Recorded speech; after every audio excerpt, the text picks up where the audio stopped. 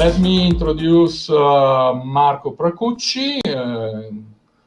Hi, Marco. Hope everything is well and you're safe. Good morning, everyone. Yeah, sure, I am. Okay, so Marco works for Grafana Labs, which is the producer of the de facto standard tool Grafana for dashboarding, reporting in the DevOps world.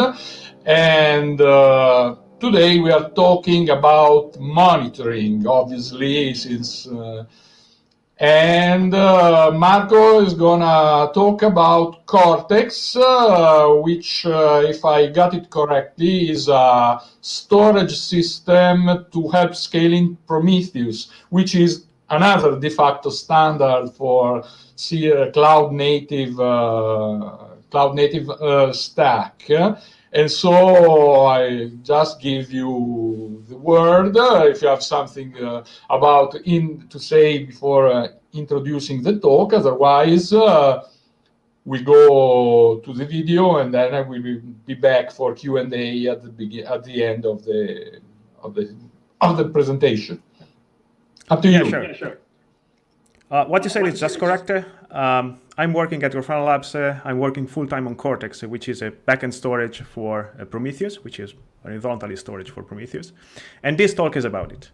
And specifically in this talk, I will just try to explain or give an introduction to Cortex in an approachable way for anyone which is familiar with Prometheus, but not familiar yet with Cortex.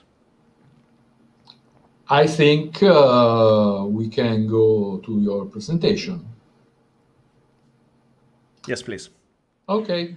Hello, welcome to the talk, Scaling Prometheus with Cortex, one-time series at a time. Now, I do assume most of you already knows Prometheus. Probably you're running Prometheus installation or multiple Prometheus installations, but in case you're new to Prometheus, this is 1 minute, 1 slide introduction. Prometheus is a pool-based monitoring system. It features a built-in service discovery to automatically discover machines and applications or services running in your infrastructure. It supports Kubernetes, all major cloud providers, and other service discovery mechanisms. Prometheus, at this periodic scrape interval, pulls metrics from the monitored targets, like the machine or the applications running on top of your infrastructure, and offers a powerful functional style query language to query back your metrics. And you can build beautiful dashboards with Grafana or alerts directly in Prometheus. Now, Prometheus works and scales very, very well. And I'm in love with Prometheus since a long time. But there are still few things which are non-trivial to do out of the box. First one is having a global view across multiple Prometheus servers. Typically, you run Prometheus close to the monitored target, like you run one Prometheus instance per Kubernetes cluster or cloud region where you deploy your applications. But then the question is, how do you query back your metrics across multiple Prometheus servers running one single aggregated query? Second, high availability. Whenever Prometheus is restarted, maybe because you are running a version upgrade or rescheduled by Kubernetes or gets terminated for any reason, like goes out of memory, no one will scrape the metrics during the time Prometheus is not running. And so you end up with gaps in your metrics. And the challenge is how to avoid gaps when you query back your data. Third, multi-tenancy. Maybe you have multiple teams, like Team A and Team B, and you want to isolate the metrics by team, like you want the Team A to be able to query only their own metrics, and the same thing for the Team B. Or scalability.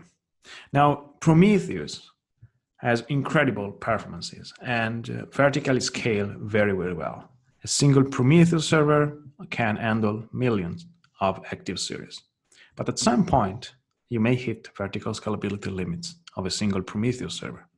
So the challenge is, how can you handle tens or hundreds of million active series, or how can you run heavy queries without going out of memory?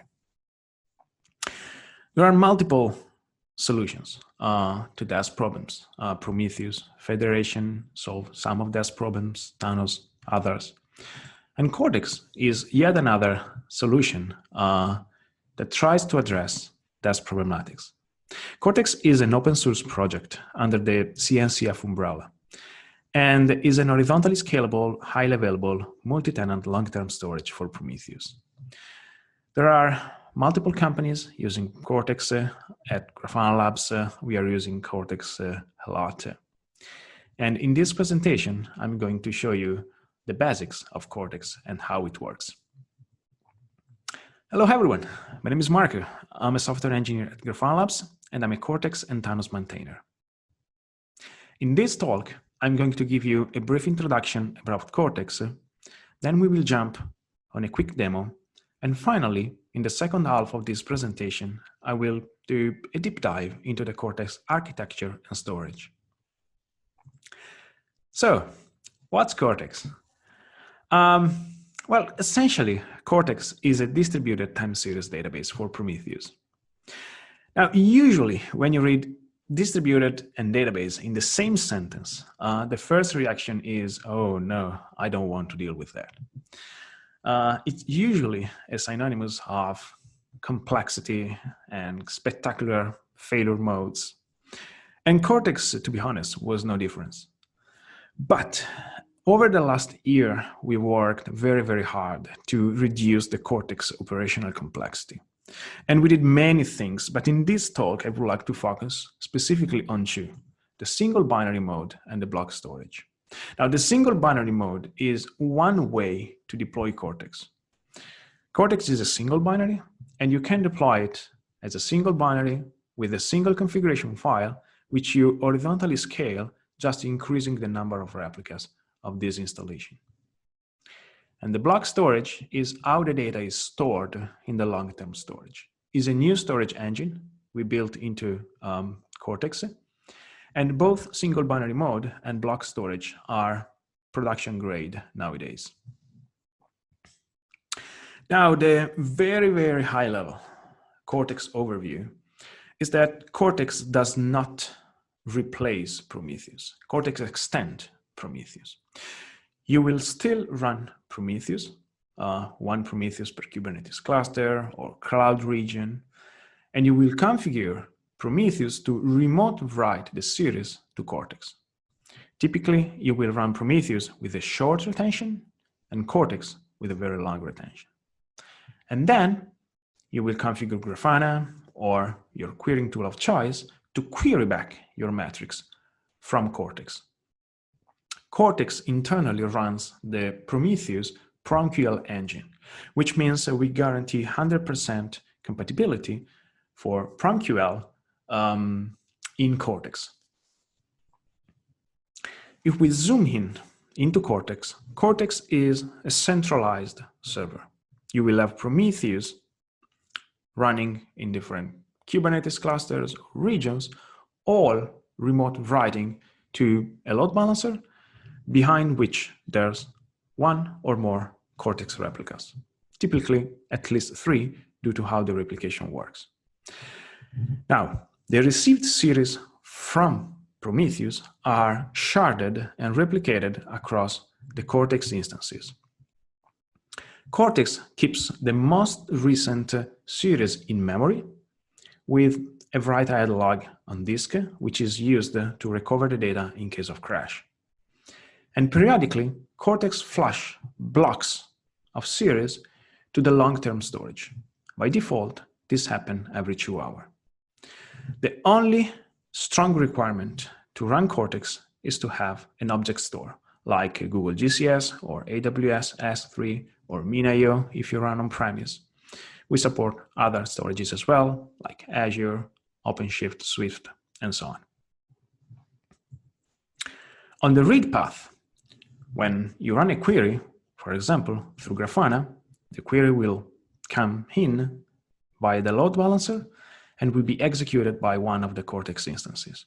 Queries are balanced across the running instances, and at execution time, we fetch the most recent data from the memory and older data from the storage.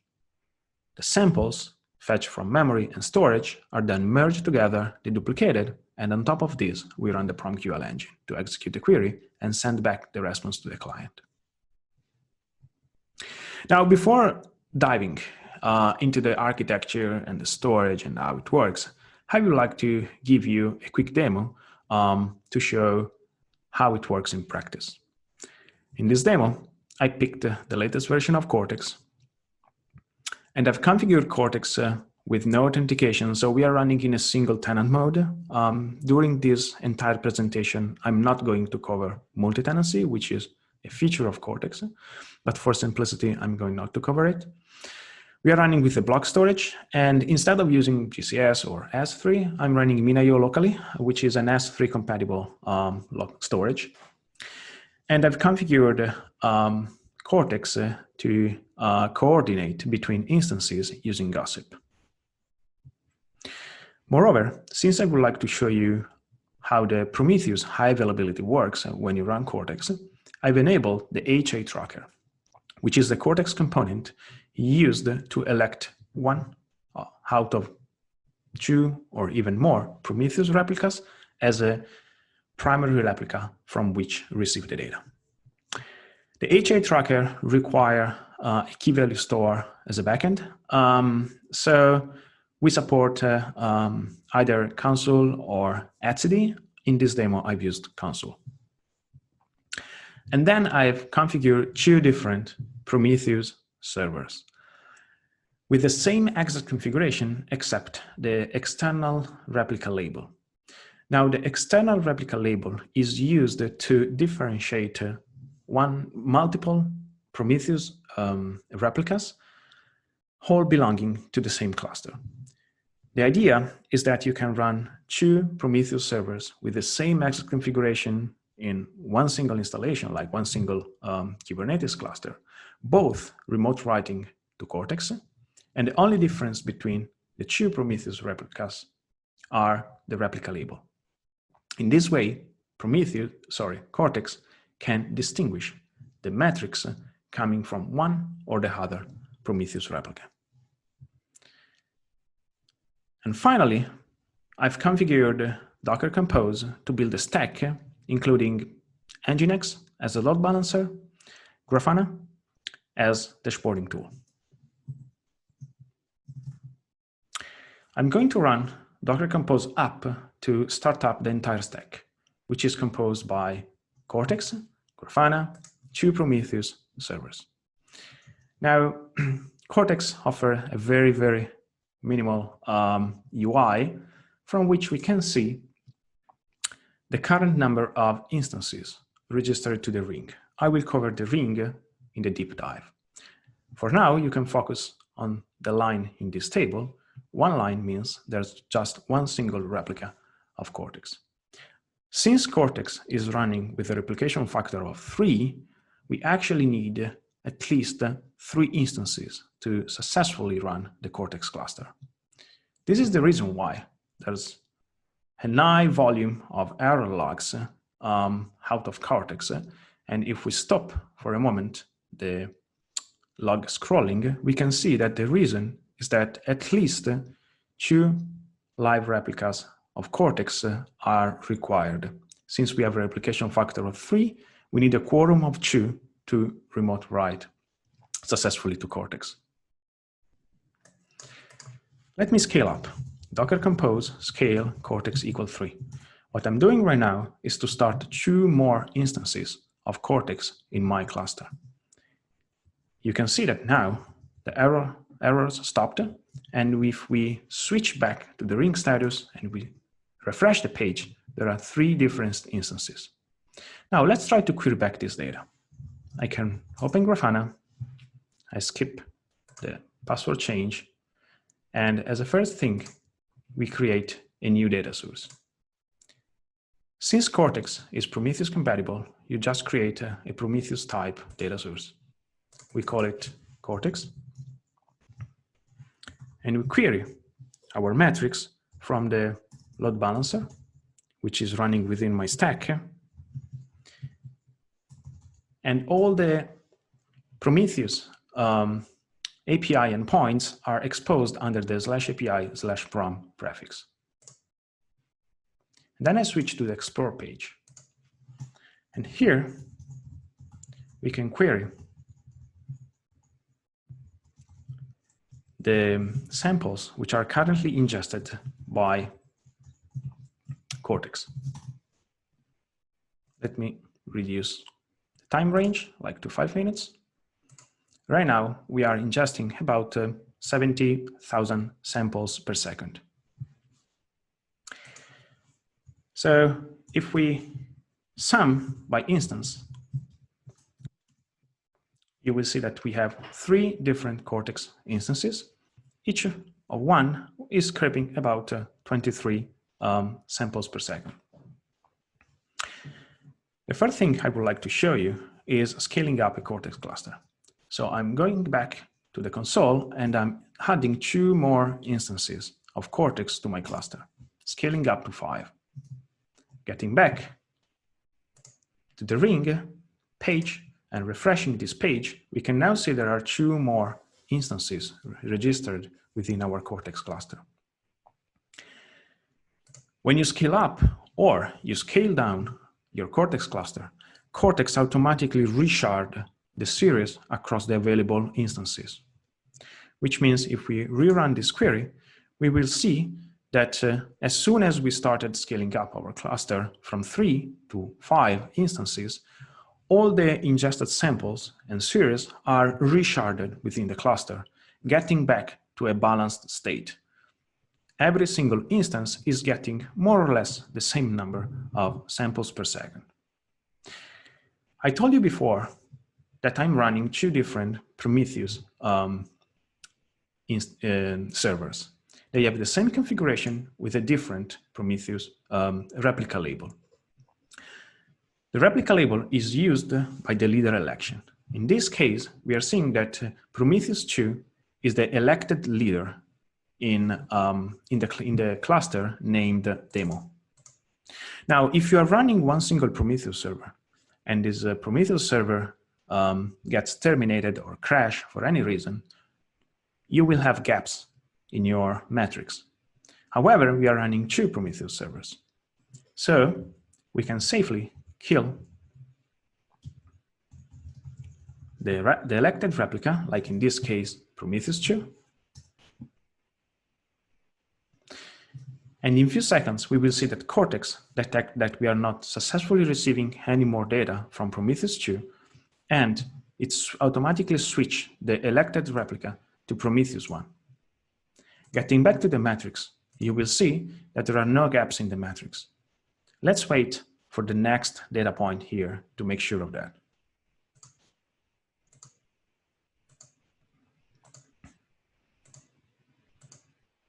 Here we are.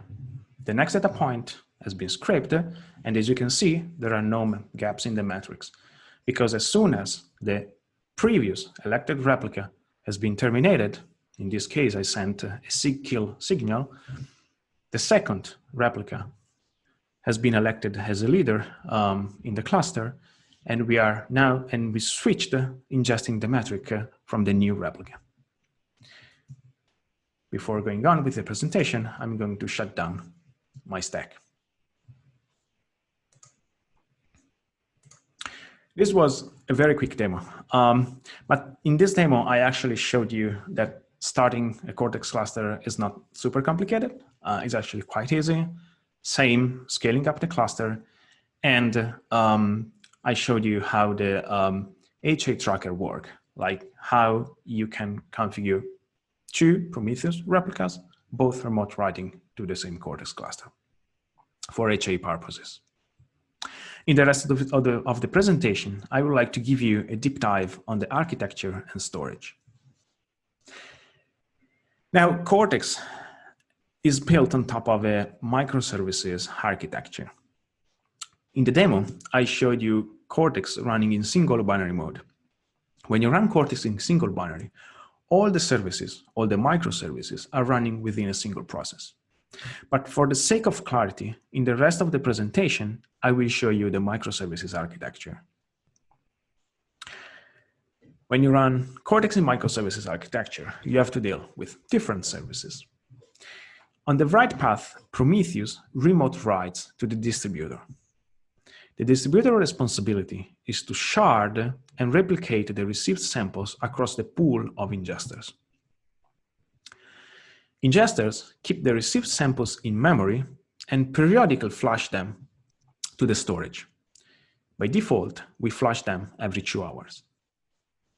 On the read path, Grafana, or again, your querying tool of choice, send an API request with the query to the query frontend, which is the ingress for the read path. The query frontend acts as a query accelerator.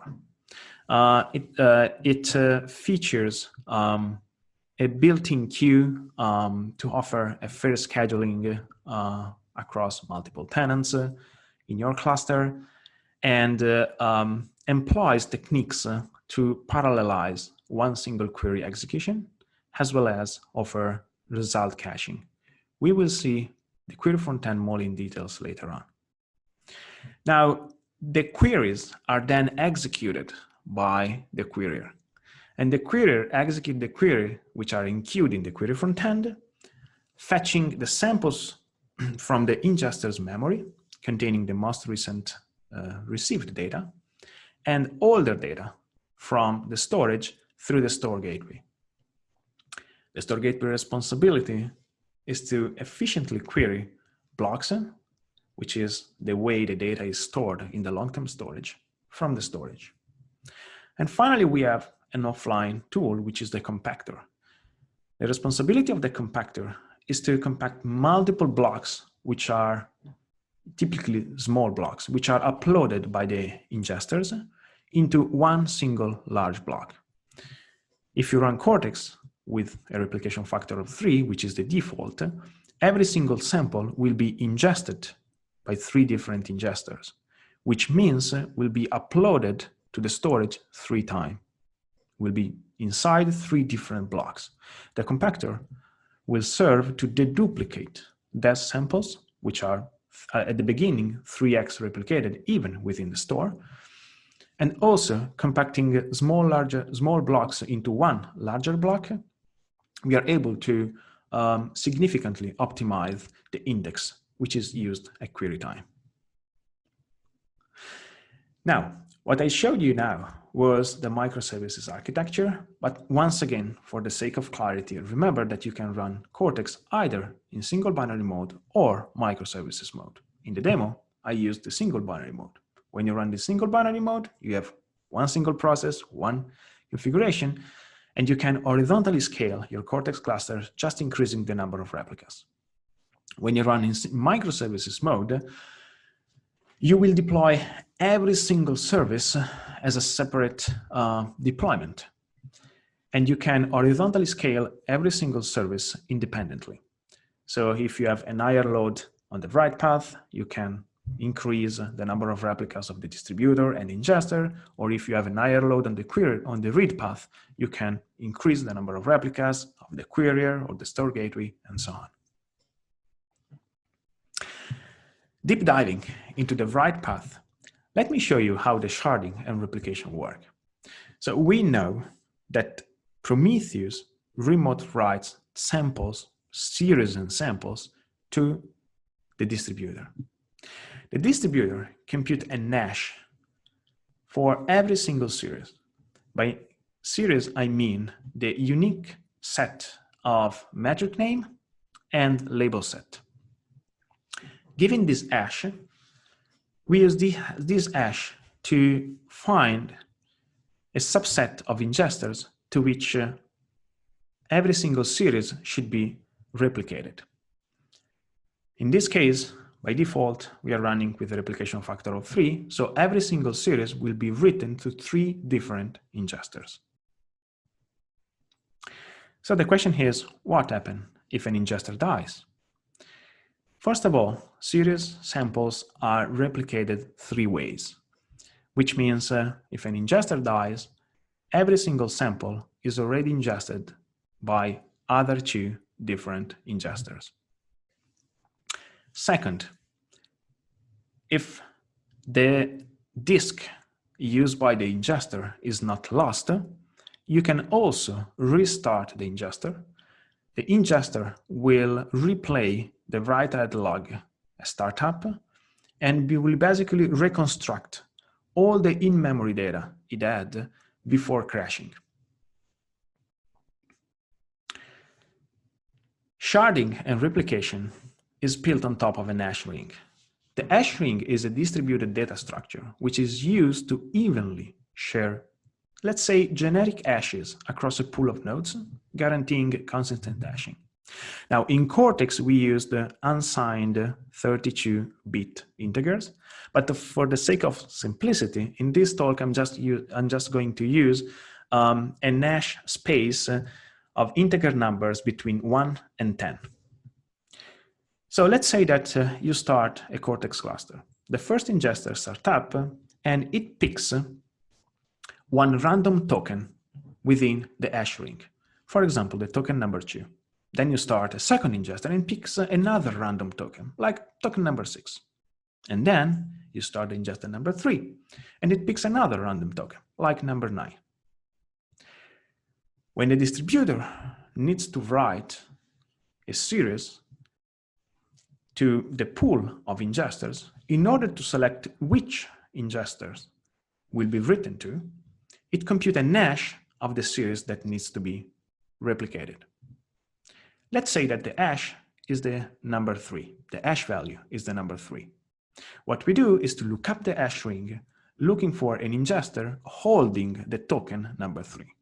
We have no ingester holding the token number 3 in this example. So what we do is to start walking clockwise the hash ring until we find the first ingester. If you're running Cortex with a replication factor of 3, what we do is to continue walking the hash ring until we find 2 more unique ingesters. In this case, the next one is the number 3, and then the ingester number 1. In this way, we selected 3 different ingesters to which this specific series will be replicated. Cortex instances need to share the hash ring data structure in order to work. To do that, we do support GrUSP, which doesn't require any external dependency, or we support etcd or console as a key value stores. Both, let's say all 3 solutions are production grade, and specifically we don't need a strong persistency to store the hash ring, which means if you run with etcd or console and you lose the whole data and you restart etcd or console from scratch, Cortex in few seconds will be able to reconstruct the entire hash ring as it was before the data was lost. The distributor remote writes that series to the ingester. And as already mentioned a couple of times, the samples are kept in memory, and then every 2 hours we compact this in-memory series to Prometheus TSDB blocks, specifically 1 TSDB block per tenant per ingester, compacted every 2 hours. This block is then uploaded to the long-term storage. In the read path, the ingress is the query frontend. So you will have your Grafana sending queries to the query frontend. The query frontend is a query accelerator, and the most important feature is the query execution parallelization. So the query frontend doesn't execute the query itself. What the query frontend does is preparing the query to be executed by queryers. Specifically, when you run a query over a large time range, like in this case, the last 3 days, the query frontend split this query into 3 one-day queries. every single query covering one different day will be executed by different queries. If you run a pool of queries, this query will be distributed across multiple nodes. All the queries execute the splitted query, and then the result are sent back to the query frontend. The query frontend will merge the results from the different queries and send back the response to the client, Grafana in this case. Results are also cached. We support Redis and memcached for caching. So that if you rerun again the same query, results for time ranges for which the query has already been executed will be picked from the cache. And you will just have to compute the results for time ranges which are not cached yet. The query, again, will fetch in-memory samples from ingesters, which are replicated 3 times, and all their data from the storage through the store gateway. All the received series set, which is the series and their own samples, will be merged together and deduplicated. On top of this, we run the Prometheus PromQL engine to compute the query result. So what's about performances? I took a couple of screenshots from one relatively small production cluster we have, just to show you some data points. On the right path in this cluster, we can see that over a 24-hour time window, we ingested about 2.5 million samples per second with a 99 percentile latency of 5 milliseconds on the write path. What's about the read path? On the read path, we executed between 5 and 30 queries per second with a 99 latency around 100 milliseconds, except a few spikes here and there. So what's next in Cortex? What's coming soon? We are working on a bunch of stuff, to be honest. I haven't mentioned that Cortex can also execute recording rules or alerting rules. So you can either run your alerts in Prometheus or you can run your alerts in Cortex. And we are doing a bunch of work to improve performances or scale up better scale up every single component of Cortex. But there are a couple of big things we are working on right now, which I would like to mention. First one is shuffle sharding. Shuffle sharding is a sharding technique which is used to isolate different tenants' workload across a shared cluster. Right now, when you run a multi-tenancy, Cortex with multi-tenancy, all the data of all tenants are stored in all ingesters, and pretty much the same on the read path. Queries from any tenant can be executed by any querier or store gateway. With shuffle sharding, which is currently built but under testing, we are able to isolate workload of different tenants across different nodes.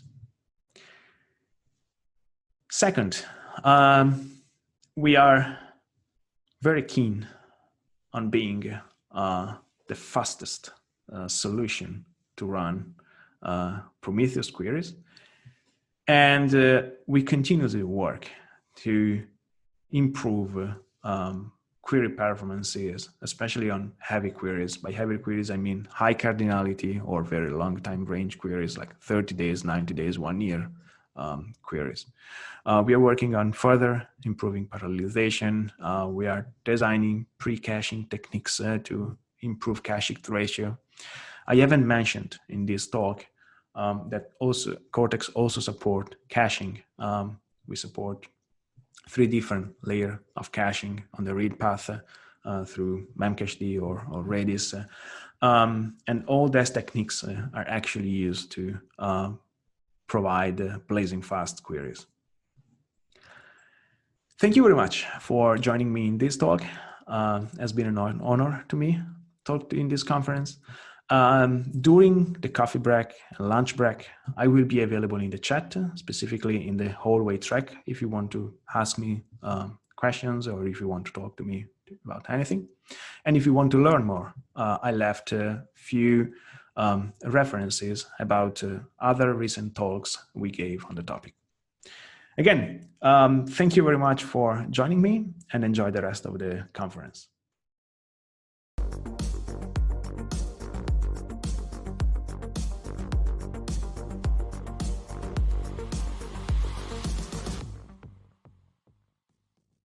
Back, we have, well, at least 4 questions for you. So you really tickled the audience. And so I noticed that you already answered in the chat, but I will ask you to explain even in the video for people that will see this video later and they are not attending at the moment. So I will go over the questions for you. So first one, metrics are available on Prometheus DB as well with less retention, or they are just on Cortex? Metrics will still be available on Prometheus. You can query your metrics from Prometheus. Obviously, the query will just be executed by a specific Prometheus server. So if you have multiple Prometheus servers running in different clusters, you will not have a global view like you can have on Cortex. But metrics will still be available on Prometheus, typically with a lower retention. We see Cortex cluster with a retention around 1 year or even more. Okay. Second question. Well, in a sense, you already said something in the presentation about that. But isn't querying from an object storage like S3 slow? Yeah, that's a very good point. We, as you saw in the second half of the presentation, we employ different query execution parallelization and caching techniques, which speed up the query execution. Plus, we query the most recent data from ingesters, which has all the data in memory, and older data from the object store. When it comes to querying the object store, which is typically the slowest part, the store gateway keeps a small portion of each block index, which is a small portion of the block index in memory, which is essential to speed up the index lookup at query time. And then what we do is to query the chunks, which is objects containing the compressed timestamp and values of each time stream directly from the storage with a caching layer in between. Due to how the parallelization works within the store gateway as well, typically querying blocks is pretty fast. We can query even large blocks typically in a matter of a few seconds. Okay, third question. Is any free libre open source object store supported? I think Min.io is, but I'm sure there are others. So the supported object stores are S3 compatible object stores, and Min.io is one of them. Then we support cloud providers like Google and Azure, and then we support OpenStack Swift and a local file system. So when you run a distributed Cortex cluster, storing data on the local file system, you need that the file system is actually shared between all the nodes. I'm aware of people using Chef, but I have no direct experience with that, so I can't comment about it, like how it works, how well it works with Cortex. But I'm aware of some people running it with Cortex. Okay, last question from the chat, a very technical one. In which way split brain and network partition between hashings nodes is handled? Yeah. Yeah, that's a very good question. So Cortex favors consistency. The guy knows his stuff. Yeah, Cortex favors consistency, which means on the Cortex favor consistency on the read path and consistency and partition failure on the write path. So when we ingest samples, we will continue to ingest samples in case of a split brain, which means if you hit the portion of the cluster, one specific portion of the cluster, the ingested metrics will just be written on the nodes running in that portion of the cluster, but then the queries will fail until the network partitioning is fixed. And the reason of this is because Cortex is very keen to guarantee query results correctness. We believe, and I also agree, that a monitoring system should give you enough confidence that whenever you run a query, the query results are correct and you don't get partial results. So we prefer to fail queries in case of a network partition. Okay, a curiosity even from me. You say you guarantee 100% PromQL compatibility with Prometheus. How do you guarantee it in time? I mean, with PromQL version changing or stuff like that. Do you support just a single version of Prometheus for each, or, I mean, I can expect to be robust even to changing version of Prometheus. Yeah, so PromQL so far has been backward compatible, I mean the query language, but new features have been added over the time, like even new functions recently. We keep continuously updated the vendor, the Prometheus within Cortex. So basically the Cortex code vendors, Prometheus code as well. They're both Golang projects. And every Cortex version we do release is internally running with the PromQL engine from the latest Prometheus stable version. Okay. Okay, we are on time. I think that's it. Thank you very much for this very interesting presentation, and see you later after the break. Thank you to you. Bye.